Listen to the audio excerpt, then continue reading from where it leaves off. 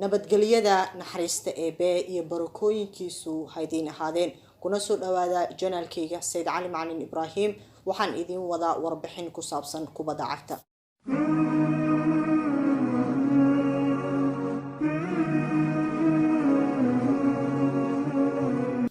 William Walter Helfinger waa ciyaaryahankii ugu horeeyay ee dheela kubadda cagta sanadu markay ahayd December 1867 ilaa iyo April 1954 waana ciyaaryahankii ugu horeeyay ee loo aqoonsaday in uu yahay ciyaaryahan professional ah waxa uuna u dhashay dalka America. Johan Cruyff waa ciyaaryahankii ugu horeeyay ee soo ictiraaqay modern soccer ama ciyaaraha casriga ah waxa uuna ku dhintay da'da 68 jirka. sanadkii 1869 waxaa la dheelay ciyaarihii ugu horeeyay ee hab kooxeed ah waxayna u dhaxaysay ciyaaryahanada Rutgers iyo waliba kooxda lagu magacaabo Brighton. ciyaartaasina waxay ku soo idlaatay Rutgers in ay ku guuleysatay 6 iyo waliba 4 oo ay keensatay kooxda lagu magacaabo Brighton.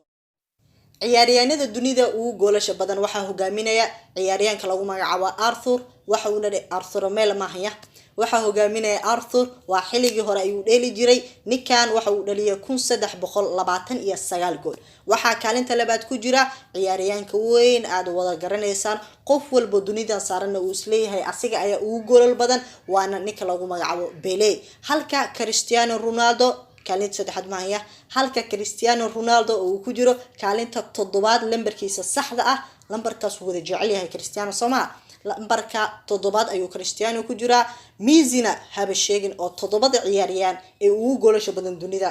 kuma uu soo jiro marka aynu u gudubno dhanka iyo qaramada ama nationska waxa ugu goolal badan ciyaaryahanka Ali Dai oo u dhashay dalka Iran waxa ku soo xig ama kaalinta labaad ku jira Cristiano Ronaldo oo aad u garanaysaan CR7 waxa uuna ku jira kaalinta labaad waxa uuna u dhashay dalka Portugal sidaad wada garanaysaanba waxa kaalinta saddexaad ku jira Puskas oo u dhashay dalka Hungary halka Messi-na uusan ku jirin saddexda nin ee ugu goolasha badan dhanka iyo nationska. ciyaaryahankii ugu wanaagsanaa xilligii kontomeeyadii waxa la yiraahdaa waa Pele halka 70gii ilaa 80gii dhamaadkeediina la yiraahdo waa Maradona halka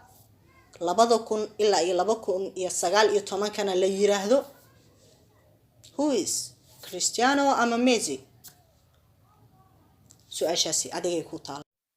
ciyaaryahanada ugu badan ee ku guuleysteen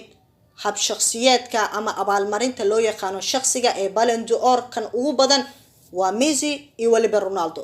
meel walba aad joogtana doodooda waad ku maqli doontaa dooda maantana waxay ka shidan tahay commentiga yaa kula fiican adigaas ii fiirinaya Messi ama Ronaldo intaas ayaan jeclaystay inaan idiin soo gudbiyo adnaha ka iloobin videogan xaqiisa inaad siiso oo aad like siiso subscribe-na aad ugu caawiso aadna ku sii share gareyso